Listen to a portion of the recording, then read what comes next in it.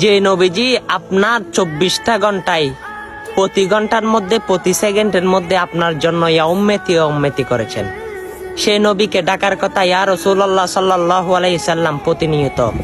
আর আমরা সেই নবীকে ফলো না করে ফলো করতেছি নেইমারকে, আর্জেন্টিনাকে, অমুককে সমুককে।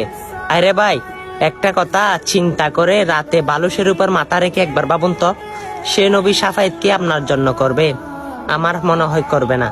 সেই নবীর বাণীগুলোকে আপনাকে পৌঁছে দেওয়ার জন্য উম্মত হিসাবে গ্রহণ করেছে, কিন্তু আপনি কি করতেছেন? সেই নবীর পক্ষে কি আপনি আছেন? অবশ্যই ডিজে গানে আপনি সবার আগে থাকেন, মাহফিলের মধ্যে মানুষ নাই, আপনি কি বুঝতেছেন? অবশ্যই আল্লাহ রাসূল আপনাকে শাফায়াত করে জান্নাতে নিয়ে যাইবে না। আর অবশ্যই আজকে যদি নবীর প্রকৃত আশিক হন, অবশ্যই হাদিসটা বেশি বেশি পৌঁছে দেওয়ার চেষ্টা করবেন, কারণ আমার প্রিয় নবীজি বলে